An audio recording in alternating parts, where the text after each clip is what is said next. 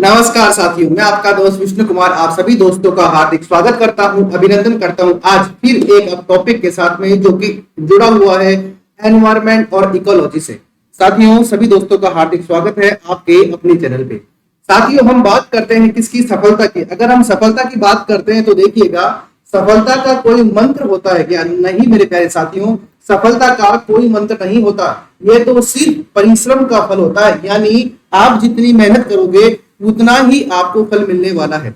हमारे भगवत गीता में यह कहा गया है कि ऐसा कोई कर्म नहीं है जो हम बिना फल दिए नष्ट हो जाए, और ऐसा कोई जो है फल नहीं है जो बिना कर्म के ही आपको प्राप्त हो जाए। साथियों, जितना आप करोगे उतना ही आपको मिलने वाला है।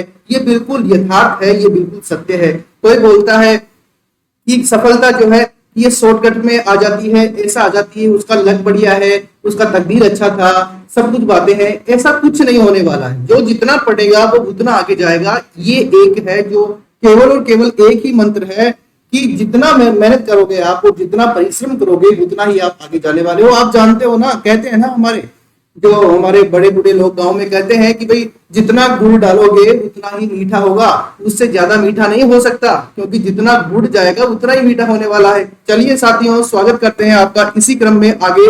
और आज हम बात करेंगे बायोस्फीयर रिजर्व के बारे में। साथियों, एनवायरनमेंट और इकोलॉजी का ये एक पार्ट है बायोस्फीयर रिजर्व। हम जो है टाइगर रिजर्व, रामसर साइट के बाद में इसका अध्ययन करने वाले हैं। चलिए हम शुरू करते हैं एनवायरनमेंट और इकोलॉजी के इस टॉपिक को। अब देखिएगा मेरे प्यारे साथियों, अगर हम बात करें आपके एनवायरनमेंट और इकोलॉजी के सेशन के बारे में, तो आप यूं मान के चलिए कि क्या इंपॉर्टेंस हो सकती है इन चीजों की। ये बहुत ज्यादा महत्वपूर्ण है। चलो कॉपी पेन हाथ में लीजिएगा और मैप भी साथ में लीजिएगा, क्योंकि जिससे हम क्या है कि पूरे जो 18 भारत के अंदर बायोस्फीयर रिजर्व है उनका क्रम देखेंगे, उत्तर से दक्षिण, दक्षिण से उत्तर, पूर्व से पश्चिम, इन सब के बारे में चर्चा करने वाले हैं। चलिए शुरू करते हैं साथियों। स्वागत है सभी प्यारे मित्रों का। देखिएगा क्या होता है बायोस्फीयर रिजर्व, ये देखते हैं। सबसे पहले हम ये देखते हैं कि कब की बात है। ये घटना है 1971 की। कब की है मेरे प्यारे साथियों? 1971 की। याद रखिएगा इस वाले 1971 को। यूनेस्को के बारे में हमने अच्छे से डिस्कशन किया था पहले, जो कि एक हमारे अंतर सरकारी यानी इंटर गवर्नमेंटल साइंटिफिक प्रोग्राम जो चलाता है, उसी का एक प्रोग्राम आया था जैव मंडल के लिए, जिसे हम बोलते हैं मानव एवं जैव मंडल यानी मेन एंड बायोस्फीयर प्रोग्राम। ये प्रोग्राम आरंभ किया गया था यूनेस्को के द्वारा, और कब किया गया था? 1971 में। ध्यान रखिएगा, आरएस प्री 2016 में इस प्रश्न को पूछा गया है। आरएस प्री 2016 में इस प्रश्न को पूछा गया है कि एमएबी प्रोग्राम कब शुरू हुआ था? तो 1971 में। अब आगे बढ़ते हैं और देखते हैं क्या है बात।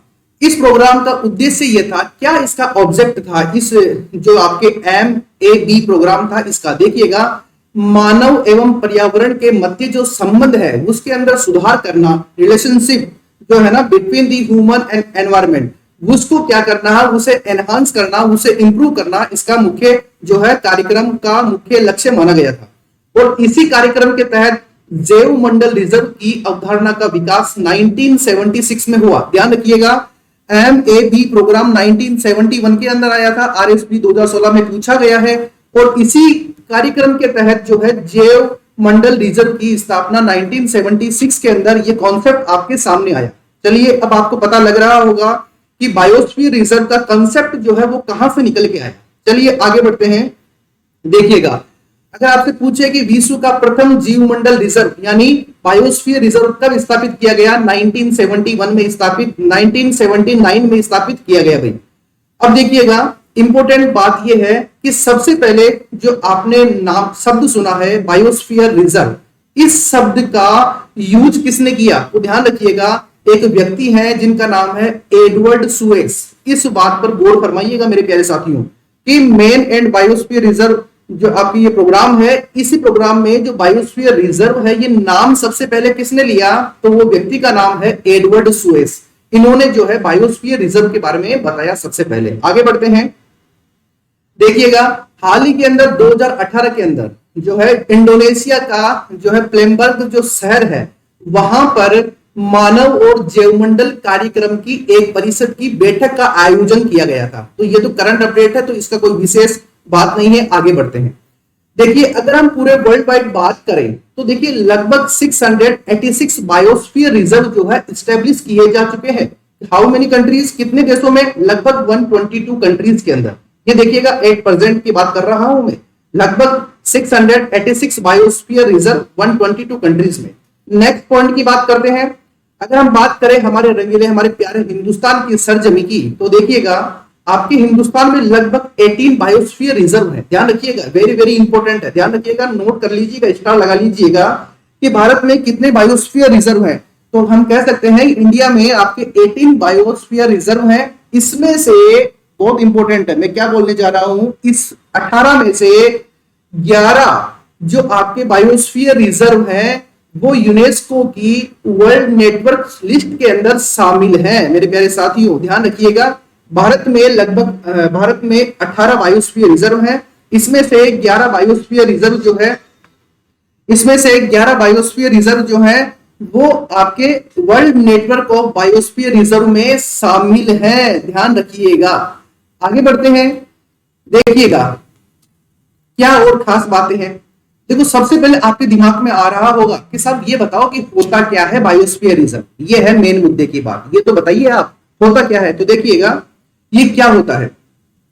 जैव मंडलीय बायोस्फीयर रिजर्व क्षेत्र जो है प्राकृतिक और सांस्कृतिक भूदृश्य के प्रतिनिधि क्षेत्र होते हैं, यानी नेचुरल रूप से बहुत ज्यादा ब्यूटी होती है, बहुत ज्यादा बायोडाइवर्सिटी होती है।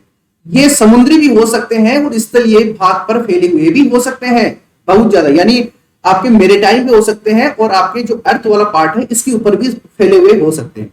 इसके अंदर देखिएगा कोस्टल इकोसिस्टम भी आ जाते हैं, जो आपके लैंड पार्ट पे इकोसिस्टम है वो भी शामिल होते हैं। जो आपके कोस्टल वाला जो एरिया है, मरीन वाला एरिया, कोस्टल वाला एरिया, यहाँ पर जितने भी आपकी इकोलॉजी इकोसिस्टम है वो इसके अंदर शामिल किए जाते हैं। आप यहाँ पे फोटो देख पा रहे हैं, ये इस प्रकार के बायोस्फीयर रिजर्व होते हैं। आगे बात करते हैं। दूसरा आपके प्रश्न दिमाग में आ रहा होगा, क्या होता है बायोस्फीयर रिजर्व में? साहब बनाते क्यों हो आप बायोस्फीयर रिजर्व? हमें ये तो समझ में आ गया कि बायोस्फीयर रिजर्व होता क्या है। अब हमें आप ये बताइए कि बनाते क्यों हो आप बायोस्फीयर रिजर्व? कोई कारण तो होगा। तो देखिए मेरे प्यारे साथियों, यानी किसी भी इकोसिस्टम की अगर हम बात करें तो वहां पर जो है आपके बायोटिक और अबायोटिक यानी जैविक और अजैविक घटक होते हैं। अजैविक घटक के अंदर जैसे आपकी भूमि यानी लैंड हो गया, मृदा यानी सोयल, जल यानी वाटर और हवा यानी एयर। इनका क्या करना होता है? प्रबंधन करना होता है और संरक्षण यानी इनको मैनेज करना होता है और इन्हें प्रोटेक्ट भी करना होता है। कहीं ऐसा नहीं हो कि यहां पर जो भी चीजें हैं ये नेगेटिव रूप से इंपैक्ट हो जाए। और इसके अलावा इस वाले एरिया में शोध करना यानी रिसर्च एक्टिविटीज को बढ़ावा देना। उससे क्या होगा? रिसर्च एक्टिविटीज बढ़ेगी तो रिजल्ट आपके सामने आएंगे और उन्हीं रिजल्ट के माध्यम से हम आगे का डिसाइड, आगे के जो है पॉलिसीज बनाते हैं ना, जो फ्यूचर पॉलिसीज मेकिंग होता है उसके अंदर ये रिजल्ट काम में आते हैं कि किस प्रकार से हम इन्हें और बेस्ट सेव कर सकते हैं। अब आपके दिमाग में आ रहा होगा कौन करता है बायोस्फीयर रिजर्व का घोषणा, यानी कौन डिक्लेयर करता है? आप या मैं तो कर नहीं सकते। तो देखिएगा बायोस्फीयर रिजर्व जो अनाउंस किया जाता है वो आपकी होती है सेंट्रल गवर्नमेंट के द्वारा। किसके द्वारा होता है भाई? सेंट्रल गवर्नमेंट के द्वारा होता है।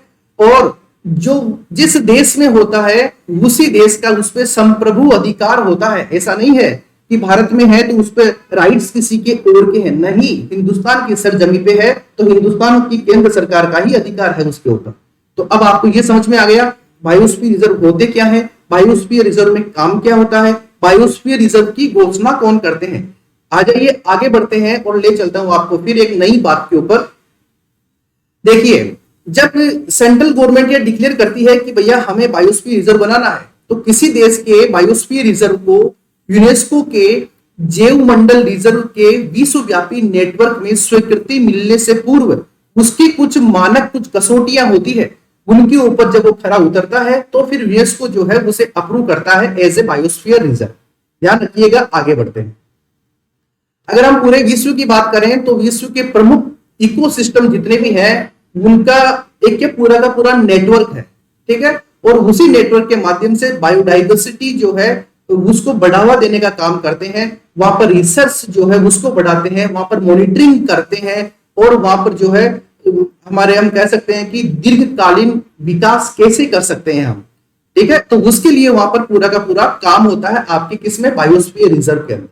अभी आपको अच्छे से वो समझ में आएगा। आगे थोड़ा सा आगे बढ़ते हैं, फिर देखिएगा ये कुछ इंपॉर्टेंट बातें हैं, आप इनको जो है पढ़ लीजिएगा। एग्जाम पॉइंट ऑफ व्यू से उतनी ज्यादा महत्वपूर्ण नहीं है, केवल एक समझने के लिए मैंने आपको बताया था। अब एग्जाम पॉइंट ऑफ व्यू से आपके प्रश्न आता है एग्जाम में कि इसमें से कौन सा फंक्शन बायोस्फीयर रिजर्व का नहीं है। तो ध्यान दीजिएगा, संरक्षण यानी कंजर्वेशन, लॉजिस्टिक और आपके डेवलपमेंट विकास, ये तीन काम होते हैं आपके बायोस्फीयर रिजर्व में। ध्यान दीजिएगा, चौथा कोई सा भी काम आए तो चौथा वो काम आपको टिक नहीं लगाना है, ऐड नहीं करना है। बायोस्फीयर रिजर्व के कार्य तथा प्रमुख उद्देश्यों को यूनेस्को और यूएनईपी यानी यूनाइटेड नेशन एनवायरमेंटल प्रोग्राम, इन दोनों ने मिलकर, ध्यान रखिएगा, यूनेस्को और यूएनईपी इन दोनों ने मिलकर एक टास्क फोर्स बनाई है। उसने बताया कि संरक्षण, लॉजिस्टिक और विकास, ये तीन काम होते हैं आपके बायोस्फीयर रिजर्व के। अब आप बोलोगे सर समझाओ तो सही, काय का संरक्षण, किस बात का कंजर्वेशन करेंगे आप? तो देखिएगा, परितंत्र यानी इकोसिस्टम, प्रजाति यानी स्पेसीज जो वहां पर मिलती है, और जो वहां पर आनुवंशिक परिवर्तन होते हैं यानी जो जेंटल चेंजेज होते हैं, उनको संरक्षित करने का काम करती है। प्राकृतिक रूप से मानवीय गतिविधियों के कारण जो चेंजेस होते हैं यानी changes due to human activities, तो उनको मॉनिटर करती है कि ये नेगेटिवली इंपैक्ट करने वाले चेंजेस तो नहीं है। ये काम होता है संरक्षण के अंदर। हम बात करें लॉजिस्टिक के बारे में कि लॉजिस्टिक काम क्या है, तो बायोस्फीयर रिजर्व में क्या होता है, अंतरराष्ट्रीय स्तर के शोध यानी रिसर्च होते हैं, लर्निंग यानी आपके अध्ययन जो होते हैं ना वो होते हैं, और शोध केंद्रों की स्थापना भी की जाती है इसके अंदर, यानी रिसर्च सेंटर बनाए जाते हैं। इसके अलावा क्या करते हैं, सूचनाओं का आदान प्रदान करते हैं यानी exchange information between all centres. इसके अलावा विभिन्न कार्यक्रमों को मॉनिटरिंग करना और उनका संरक्षण करना। ध्यान रखिएगा, इसके अंदर कोई प्रधानमंत्री जी का जो भाषण है वो शामिल नहीं है कि उसकी मॉनिटरिंग करना, केवल बायोस्फीयर रिजर्व वाले एरिया की बात कर रहा हूं मैं। इसके अलावा देखो, लोगों को प्रशिक्षण भी देते हैं ये लोग, और उन्हें ये सिखाते हैं कि प्राकृतिक संसाधनों का उचित प्रबंधन कैसे किया जा सकता है। देखो लिखा हुआ है, people can be trained and educated so that they can manage natural resources properly, यानी जो प्राकृतिक संसाधन है उनको बेहतर तरीके से मैनेज कर पाए, यही मुख्य उद्देश्य है इसका। इसका जो तीसरा काम है वो है डेवलपमेंट यानी विकास। कैसा विकास, पोषणीय पर्यावरण और पोषणीय विकास, पर्यावरण संरक्षण, भूमि संरक्षण, विकास कार्यक्रमों के मध्य संतुलन स्थापित करते हैं, और प्रयोग करके जो रिजल्ट आते हैं उनके माध्यम से प्रबंधन के लिए नई पॉलिसीज बनाते हैं।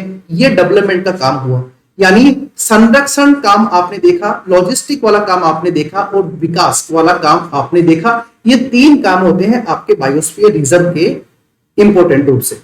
अब बात करते हैं आगे, क्या उद्देश्य होते हैं यानी ऑब्जेक्ट क्या है, ये तो बताइए साहब आप, ऑब्जेक्ट क्या है बायोस्फीयर रिजर्व के। तो देखिए, आपकी जो बायोडाइवर्सिटी होती है उसको संरक्षण प्रदान करना, जो आपके बायो रिसोर्सेज है उनका मैनेजमेंट अच्छे से करना, और जो बायोडाइवर्सिटी है उसका टीचिंग और ट्रेनिंग जो है उसको एनहांस करना, एनकरेज करना।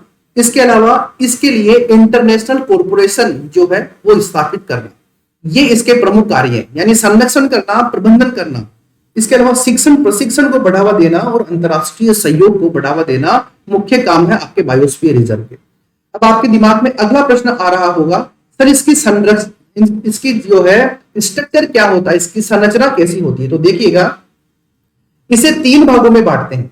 देखो यहां पर आपको दिखाई दे रहा है एक पूरा का पूरा मैप। अब इस मैप में देखिएगा मेरे प्यारे साथियों, एक ग्रीन कलर दिखाई दे रहा है, एक आपको ग्रीन जो है लाइट ग्रीन, और एक आपको लाइट कलर दिखाई दे रहा है। तो ये जो बीच वाला एरिया है इसे आप बोलते हो कोर एरिया, जो ये सेकंड वाला एरिया है इसे आप बोलते हो बफर एरिया, और जो ये आउटर वाला पार्ट है इसे आप आउटर पार्ट भी कह सकते हो, या ट्रांसैक्शन जोन भी कह सकते हो, या संक्रमण क्षेत्र भी कह सकते हो। ये तीन एरिया होते हैं भाई मेरे प्यारे साथियों, यानी कोर, बफर और ट्रांजैक्शन जोन, ये तीन जोन होते हैं आपके बायोस्फीयर रिजर्व में। अब देखो कैसे कैसे काम करता है। देखो अगर हम बात करें इस कोर वाले एरिया की, तो इस कोर वाले एरिया के अंदर जो है केवल बायोडाइवर्सिटी रहती है, यहाँ पर जीव जंतु जो जंगली जानवर है वो यहाँ रहते हैं। इसके अंदर मानव का जो है किसी ह्यूमन के द्वारा ह्यूमन एक्टिविटीज बैन है, लेकिन ये जो आपके बीच वाला ब्लू कलर वाला एरिया आपको दिखाई दे रहा है बफर जोन, इस बफर जोन में क्या है, कुछ साइंटिस्ट यानी वैज्ञानिक यहां पर रहते हैं। वो वैज्ञानिक शोध कार्यों के लिए इस कोर जोन के अंदर एंटर हो सकते हैं, वो भी बड़े प्रतिबंधों के साथ में। ऐसा नहीं है कि हम बाहर से आए और सीधा यहां पर एंटर हो गए, नहीं, हम एंटर नहीं हो सकते। जो बफर जोन होता है, इस बफर जोन में देखिएगा रिसर्च, यानी यहां पर जो है रिसर्च की जाती है। इसके अलावा ह्यूमन सेटलमेंट भी यहां पर होता है। इसके अलावा एजुकेशन और ट्रेनिंग और टूरिज्म, यानी यहां पर हम घूमते हैं अधिकतर समय। जो आउटर एरिया होता है, जिसे आप ट्रांजैक्शन जोन कहते हैं, इस आउटर एरिया के अंदर लोग रहते हैं, यहाँ पर कृषि कार्य भी होते हैं। यानी इसका मुख्य उद्देश्य यह है आपके बायोस्फीयर रिजर्व का कि यहां पर जो लोग रहते हैं आउटर में, इनकी डिपेंडेंसी इस जंगल के ऊपर नहीं रहे। जंगल में रहने वाले जितने भी जीव हैं वो बिल्कुल सुरक्षित रहे, यही इनका मुख्य उद्देश्य है।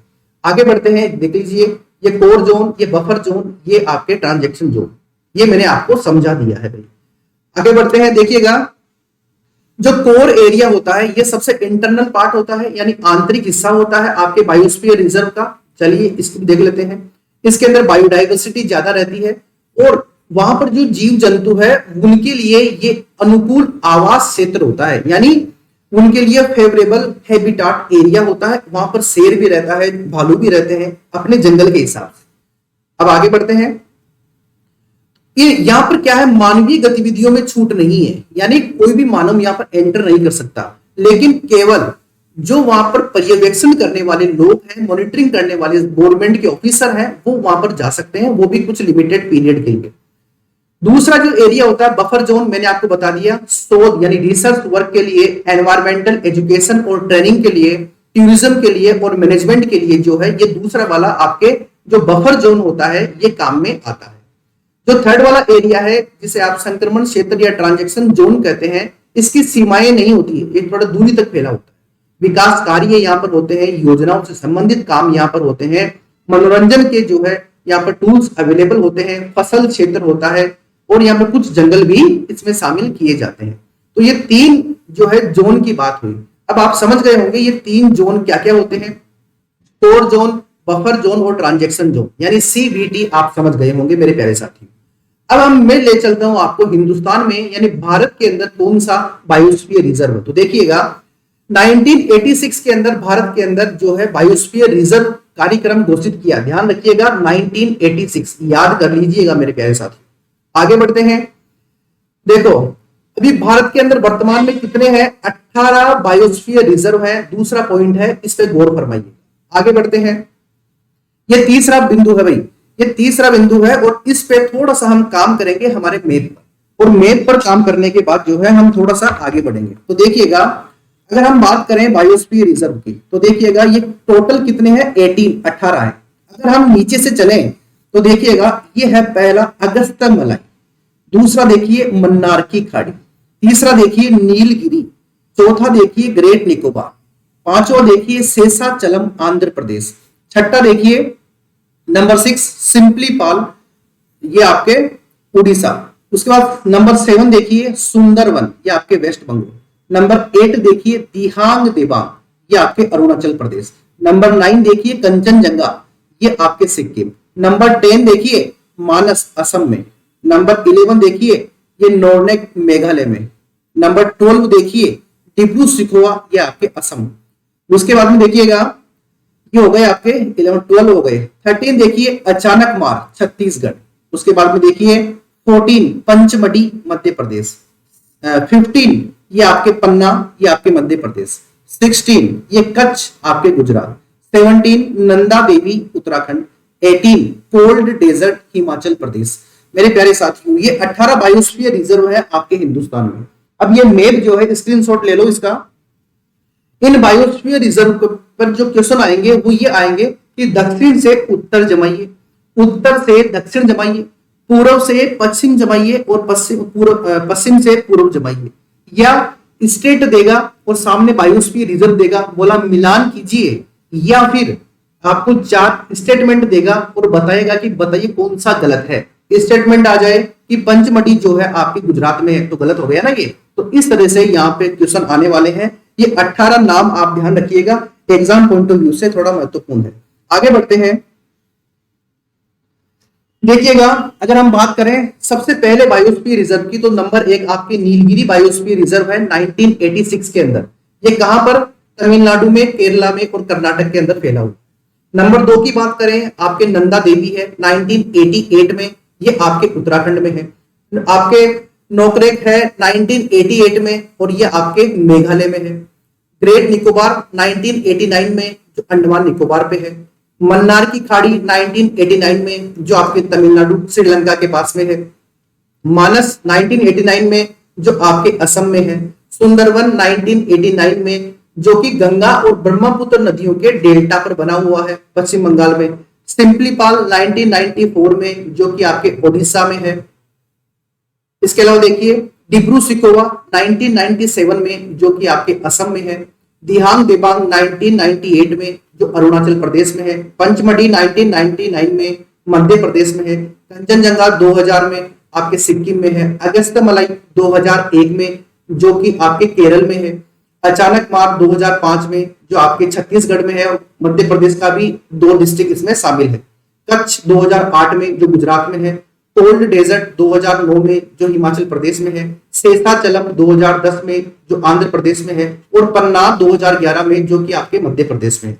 मेरे प्यारे साथियों, ये कुछ डिटेल है जो आप कॉपी में नोट करके याद, इसको जो है याद कर लीजिएगा और ये मैप जो है अच्छे से रट लीजिएगा, एग्जाम पॉइंट ऑफ व्यू से महत्वपूर्ण साबित हो सकता है।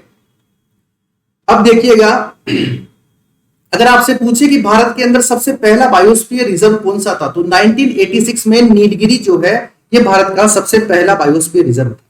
अगर आपसे पूछे भारत का लेटेस्ट एंड नवीनतम बायोस्फीयर रिजर्व कौन सा है, तो पन्ना मध्य प्रदेश 2011 में इसे डिक्लेयर किया गया था। तो ये सबसे नवीनतम बायोस्फीयर रिजर्व है। ये देखिएगा नीलगिरी के बारे में कुछ खास खास बातें हैं, तो आप इस पर नोट कर लीजिएगा, एग्जाम पॉइंट ऑफ व्यू से महत्वपूर्ण है। तो देखिएगा, पहला बायोस्फीयर रिजर्व 1986 नीलगिरी में है। आपने इसको देख लिया है। कहां कहां पर है? तमिलनाडु, कर्नाटक और केरल के अंदर फैला हुआ है। और ये मुदुमलाई, वायनाड, बांदीपुर, नागरहोल, मुकुर्ती और आपके साइलेंट वैली, इन पूरे एरिया के ऊपर फैला हुआ है। देखो, आपसे पूछे कि क्षेत्रफल की दृष्टि से देश का सबसे बड़ा बायोस्फीयर रिजर्व कौन सा है, तो वो आपके कच्छ का रण गुजरात है। दूसरा पूछे कि दूसरा सबसे बड़ा बायोस्फीयर रिजर्व कौन सा है एरिया वाइज, तो आपके मन्नार की खाड़ी है। ये कुछ खास बातें हुई आपके भारत के बायोस्फीयर रिजर्व के बारे में। अगर आपसे पूछे लार्जेस्ट बायोस्फीयर रिजर्व, तो ये आपके देखो लिखा हुआ है गल्फ ऑफ कच्छ गुजरात में। स्मॉलेस्ट बायोस्फीयर रिजर्व ये आपके है डिब्रू सिकोवा, और ये जो डिब्रू सिकोवा है ये आपके असम में है। ये बात भी आप देख रहे होंगे। इसके अलावा आपसे पूछे कि the biosphere reserve in India, पहला बायोस्फीयर रिजर्व, तो ये आप बता ही दोगे। लेटेस्ट पूछे तो पन्ना है 2011 में बना था, ये आप बता ही दोगे मेरे प्यारे साथी। तो ये कुछ खास खास बातें हुई आपके बायोस्फीयर रिजर्व के बारे में। अब देखते हैं कुछ और बातें।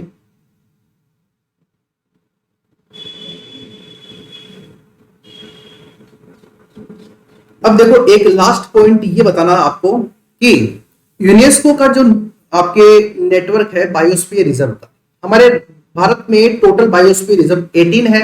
इसमें से 11 बायोस्फीयर रिजर्व उस यूनेस्को की लिस्ट के अंदर शामिल हैं। तो अब एक बार हम उन पे चर्चा कर लें कि वो कौन कौन से बायोस्फीयर रिजर्व हैं जो इस लिस्ट के अंदर शामिल है। तो मेरे प्यारे साथियों, ये एग्जाम के अंदर पूछा जाता है, 100% ध्यान रखिएगा। ऐसा पहला बायोस्फीयर रिजर्व कौन सा है हिंदुस्तान का जो यूनेस्को की प्रोटेक्टेड बायोस्फीयर रिजर्व लिस्ट के अंदर शामिल है? तो पहला है सुंदरवन। कब हुआ? 2001 में। कहां पर है? पश्चिम बंगाल में। दूसरा कौन सा है? सिंपलीपाल। कब हुआ? 2009 में। कहां पर है? ओडिशा में। तीसरा कौन सा है? पंचमढ़ी। कब हुआ? 2009 में, मध्य प्रदेश। फोर्थ कौन सा है? नोकरेक, 2009 में, मेघालय। उसके बाद में फिफ्थ कौन सा है? नीलगिरी, 2000 में, तमिलनाडु वाला एरिया। उसके बाद में नंदा देवी 2004 में, उत्तराखंड वाला। उसके बाद में मन्नार की खाड़ी 2001 में, तमिलनाडु वाला। उसके बाद में ग्रेट निकोबार 2013 में। उसके बाद में अचानक मार 2012 में, छत्तीसगढ़। उसके बाद अगस्त्यमलाई 2016 में, केरल और तमिलनाडु। उसके बाद में आपके कंचनजंगा 2018 में, आपके सिक्किम में। ये जो आपके 11 बायोस्फीयर रिजर्व हैं, ये आपकी यूनेस्को की लिस्ट में शामिल है मेरे प्यारे साथियों। यानी टोटल क्या है, आपके 18 बायोस्फीयर रिजर्व है, उसमें से ये biosphere reserve exam point of view से महत्वपूर्ण है। देखिए साथियों, ये सब आपके लिए है, मेरे लिए नहीं है। अगर अच्छे से कर लोगे तो बायोस्फीयर रिजर्व आपको कहीं से भी पढ़ने की आवश्यकता नहीं है। अब अगर नहीं करोगे तो फिर तो भैया ये कभी कंप्लीट भी नहीं होते हैं, ये भी ध्यान रखिएगा। आगे बढ़ते हैं। देखो ये कुछ खास खास बातें हैं जो मैंने आपको बता दी है इसके बारे में। अभी देखो आपके जो अगस्त मलाई बायोस्फीयर रिजर्व के अंतर्गत नेयार, पेपारा, शेरदुने वन्य प्राणी अभ्यारण्य, ये जो है बिल्कुल ये आपके कलागढ़ लुडुथराई बाघ रिजर्व जो है ये इस एरिया में आते हैं। तो ये भी मैंने आपको बताया था, जब मैंने टाइगर रिजर्व आपको बताए थे तब भी मैंने बायोस्फीयर रिजर्व की चर्चा करी थी कि ये बायोस्फीयर रिजर्व जो है कोई टाइगर रिजर्व भी है, कोई बायोस्फीयर रिजर्व भी है। तो मैंने उस समय कहा था कि बायोस्फीयर रिजर्व को मैं आपको अलग से करवा दूंगा। तो आज जो है ये बायोस्फीयर रिजर्व बिल्कुल आपको मैंने बता दिए हैं। हमने ये देखा है कि बायोस्फीयर रिजर्व क्या होते हैं, बायोस्फीयर रिजर्व कैसे काम करते हैं, बायोस्फीयर रिजर्व की जो स्ट्रक्चर होती है, संरचना होती है, वो किस प्रकार की होती है, बायोस्फीयर रिजर्व की घोषणा कौन करता है, कितने विश्व के अंदर बायोस्फीयर रिजर्व हैं, भारत के अंदर बायोस्फीयर रिजर्व कितने हैं। हमने ये देखा कि इसके अंदर यूनेस्को की जो लिस्ट है उसके अंदर कितने बायोस्फीयर रिजर्व शामिल है। बायोस्फीयर रिजर्व का हमने देखा कौन सा बायोस्फीयर रिजर्व सबसे बड़ा है, कौन सा छोटा है, कौन सा पहला है और कौन सा नवीनतम है। इन सब के बारे में हमने चर्चा की है। मुझे उम्मीद है ये आपको चैप्टर जो है बिल्कुल अच्छे से पसंद आया होगा, क्योंकि बहुत सारी जानकारी इसमें मैंने आपको डिलीवर की है। आप जानते हो कि जो बायोस्फीयर रिजर्व वाला एरिया है ये एनवायरमेंट और इकोलॉजी वाला पार्ट है, और इसके अंदर हमने जो शुरू की है सीरीज, उसमें पहला हमारे जो है रामसर साइट, उसके बाद टाइगर रिजर्व, उसके बाद बायोस्फीयर रिजर्व। अब जल्दी ही कल फिर एक टॉपिक लेके आऊंगा आपके लिए। उससे पहले आपके लिए एक क्वेश्चन है, आप इस क्वेश्चन को कीजिएगा और मुझे जो है अपने यहाँ पर कमेंट करके इसका आंसर भी आप दीजिएगा। देखो क्वेश्चन क्या कह रहा है, Which of the following is not included in the UNESCO's World Network of Biosphere Reserve under the Main and Biosphere Program? यानी यूनेस्को की लिस्ट के अंदर कौन सा बायोस्फीयर रिजर्व जो है शामिल नहीं है MAB प्रोग्राम के अंतर्गत। चार ऑप्शन है, गल्फ ऑफ मन्नार, नंदा देवी, अगस्त मलाई, लक्षद्वीप। आपके लिए ऑप्शन है, तो आपको सिलेक्ट करना है करेक्ट कौन सा है। 1 और 2 सही है, 3 सही है, 4 सही है, या 2 और 3 सही है। इसका आप कमेंट कर सकते हो। इसी तरीके से एक क्वेश्चन और है आपके लिए, उसके अंदर उसको आप लिख के मुझे बता सकते हो कि भारत के अंदर पहली मिक्स्ड वर्ल्ड हेरिटेज साइट कौन सी थी। ये मैंने आपको बताया था जब मैंने आपको यूनेस्को पढ़ाया था। अगर आप इसका भी आंसर मुझे कमेंट करके बता दोगे तो बहुत अच्छा रहेगा। और आज के लिए टॉपिक कंप्लीट हुआ। ये मेरा टेलीग्राम चैनल है t.me/RAS classes by Vishnu Jangid. आप इसे ज्वाइन कर सकते हो और इस चीज की पीडीएफ जो है ले सकते हो, आसान तरीके से प्राप्त कर सकते हो मेरे प्यारे साथियों। तो आज के लिए इतना ही है। थैंक यू फॉर वॉचिंग, और अपना ध्यान रखिएगा, अपनों का ध्यान रखिएगा। जल्दी ही मिलते हैं कल दोपहर 12 बजे एक ताजा तरीन टॉपिक के साथ, और शाम को 5 बजे इसी एनवायरमेंट और इकोलॉजी का अगली कड़ी क्या लेके आता हूं वो कल पता लगेगा। तब तक के लिए नमस्कार, अपना ध्यान रखिएगा। जय हिंद, जय भारत।